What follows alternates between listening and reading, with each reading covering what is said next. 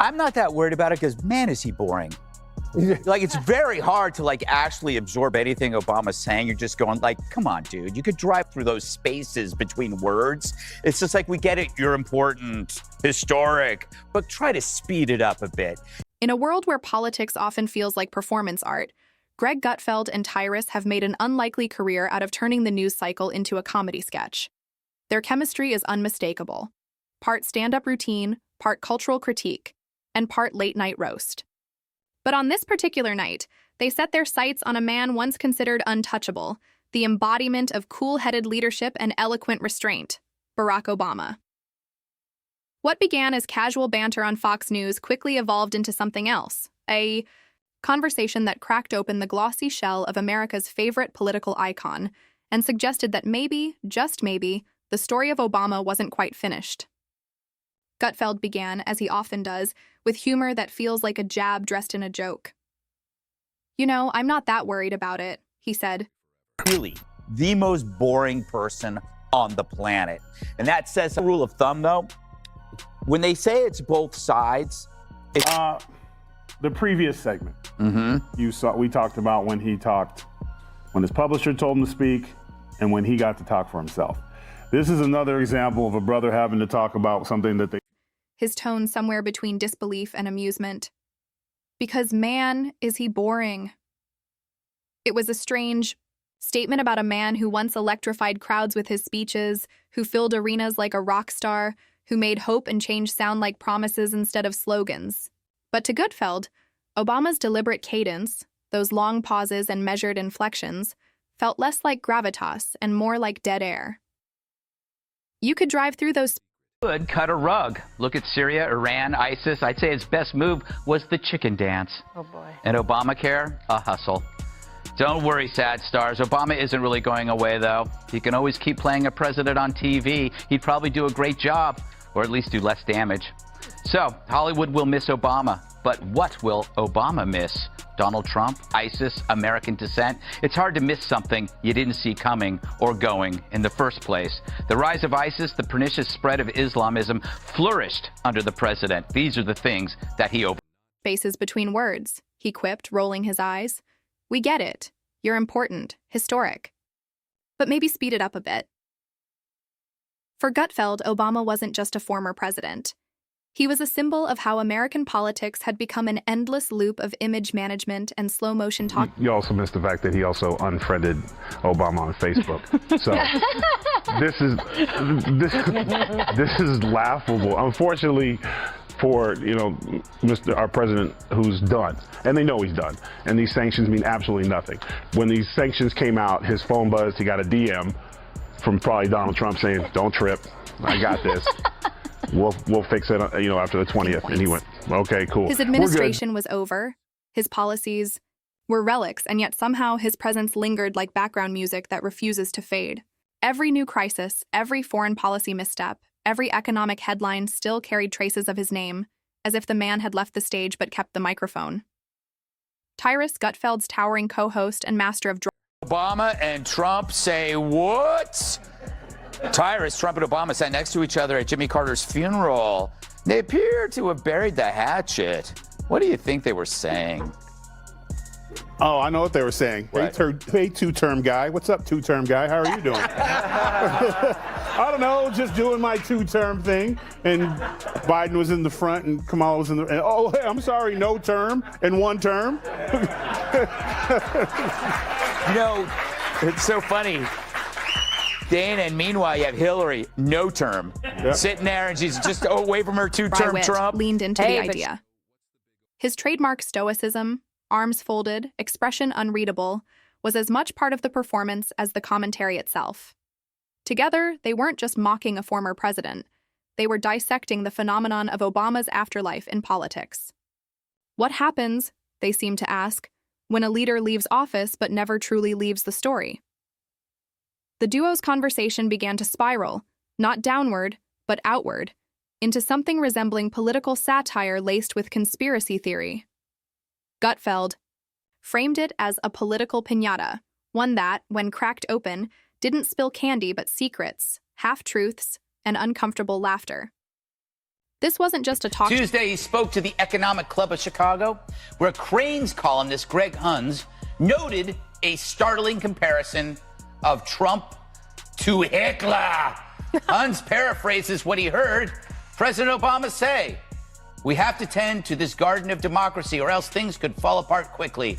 That's what happened in Germany in the 1930s, which despite the democracy of the Weimar Republic and centuries of high-level cultural and scientific achievements, Adolf Hitler rose to dominate.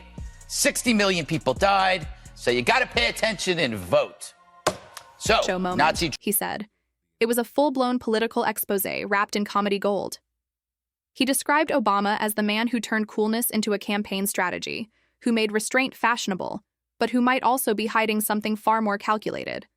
Tyrus, ever the straight man, nodded knowingly.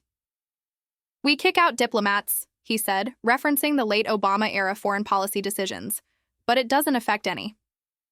His delivery was blunt, almost surgical. It wasn't that Obama had failed. The website, I think, was $29 a month for the fiddling crew. I don't think the American people are glad to see that one go, but when Kennedy acknowledged earlier that Joe was going to be taking this over. So they put the two most easiest things to cut off that there was no victory, and I think he understood that, because let's remember, when he got out, when his term was up, he did not endorse Joe Biden because Joe Biden was crooked and was fleecing the country then. It was that his brand of leadership had become predictable. To them, it was less about what he did and more about how detached it all felt. A presidency more curated than lived. What made the segment pop wasn't just the jokes. It was the undertone of suspicion, the sense that Obama's influence hadn't ended with his term.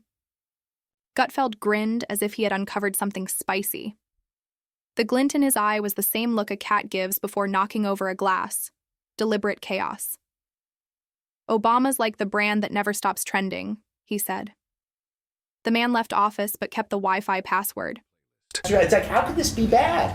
And you have cheap natural gas, but he is terrified of, I think, the environmentalist factions in his own party. Being he not can't cool. say, yeah, being not cool. That's what it is. Thank you. That was a good heckle. Heckle. It's just, yeah, but it's true. No, he's scared. He is scared of that's part of the problem. Is environmentalism is perceived The audience as a cool. laughed, but the laughter carried an edge. It wasn't entirely disbelief. It was fascination. Could it be true? Could Obama still be running the show from the shadows, the invisible hand guiding a confused administration? The theory, part satire and part speculation, grew legs as they went on. Obama, they argued, was the only man who could retire from politics and still seem to be in charge. He wasn't just a politician anymore.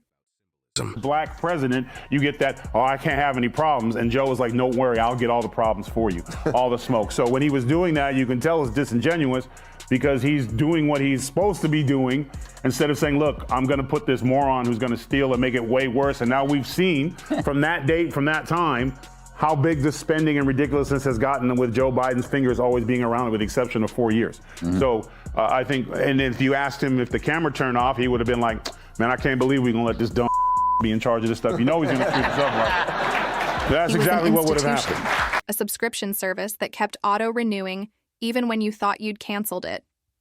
Gutfeld called it Obama the Legacy Series, complete with sequels and spin-offs. You don't even see him anymore, he said, but you're still getting billed monthly. The metaphor hit home. In a political culture addicted to nostalgia and symbolism, Obama had become more than a man. He was a template.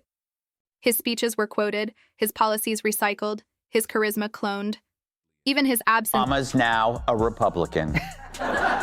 Everyone knows that getting rid of the deficit will require some tough decisions.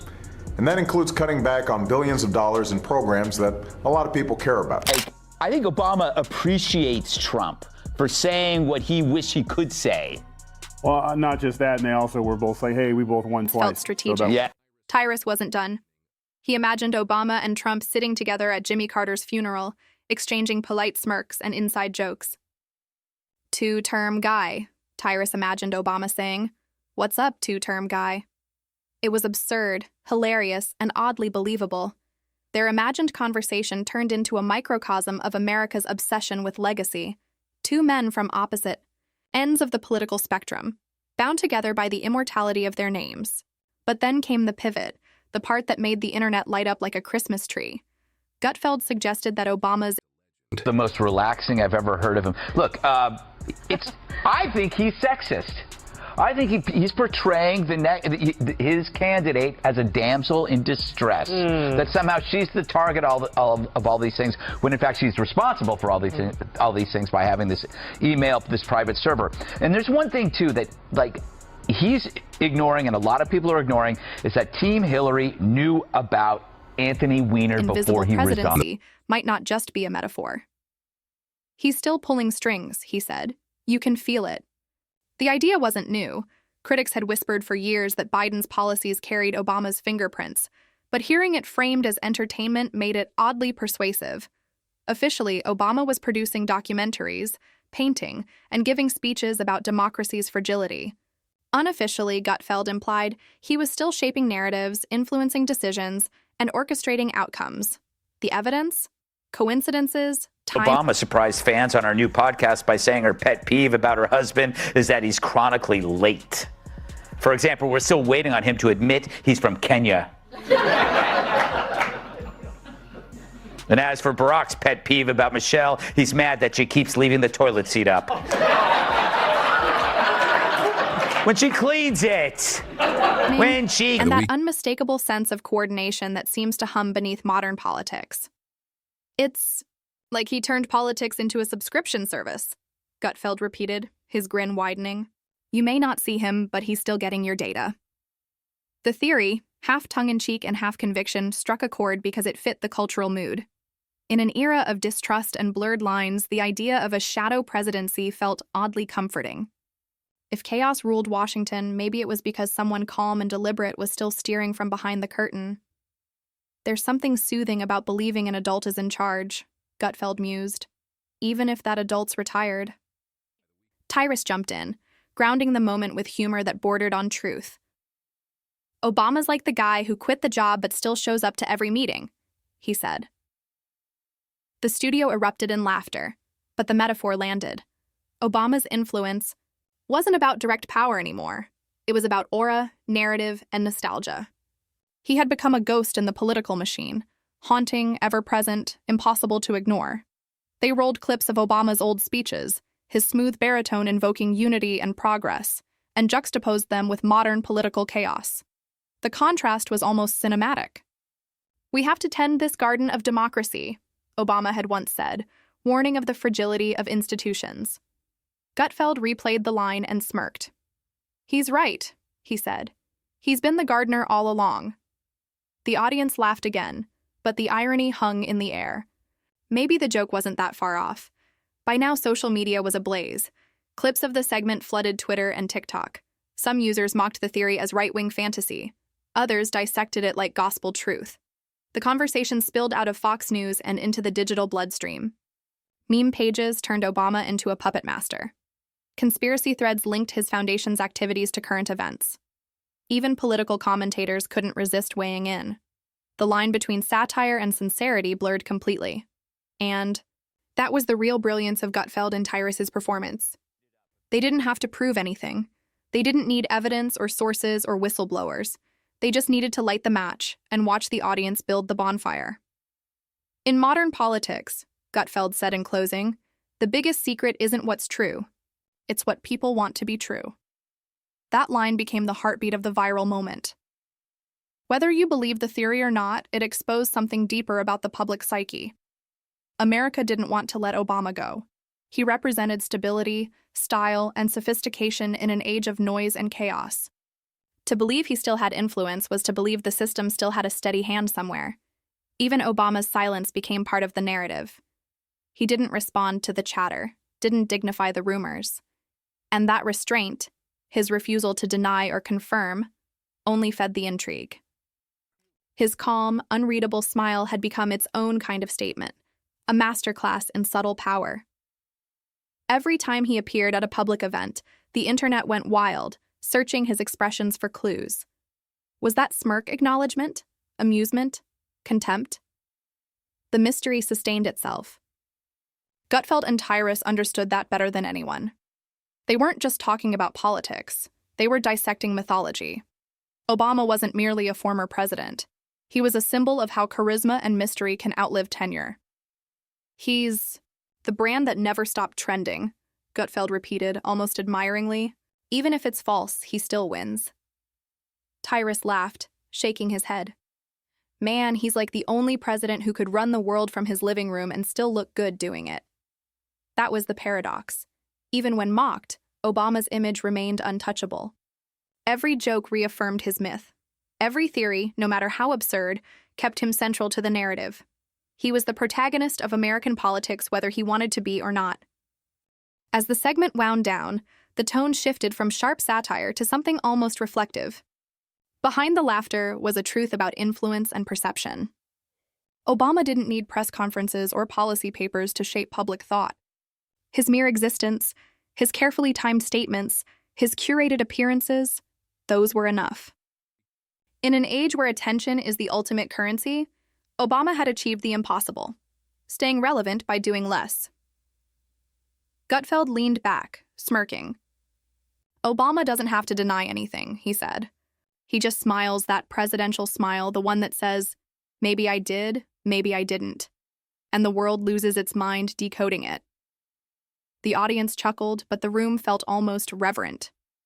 It was a rare moment when comedy gave way to clarity. By the end of the show, one thing was clear. Gutfeld and Tyrus weren't just teasing a man, they were tapping into a national obsession. In a country addicted to political drama, Obama had become the eternal subplot. Whether framed as puppet master or misunderstood genius, his shadow loomed large over every debate. The two hosts didn't need to convince anyone. They simply reminded viewers of the mystery that still lingers whenever his name comes up. As the credits rolled, social media continued to spiral. Hashtags trended, memes multiplied, and pundits pontificated. But somewhere in the noise, the real takeaway shimmered quietly. The power of Obama's myth wasn't in what he did, but in what people believed he could still do. The real secret wasn't buried in classified memos or hidden meetings. It was hidden in plain sight, in the collective imagination of a nation that couldn't stop looking back. And perhaps that's the final irony Gutfeld and Tyrus understood best. The more you mock Obama, the more immortal he becomes.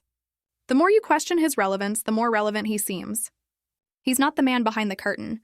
He is the curtain, polished, impenetrable, endlessly reflective. Whether puppet master or phantom, legacy or legend, Barack Obama remains what every politician dreams of becoming: unforgettable.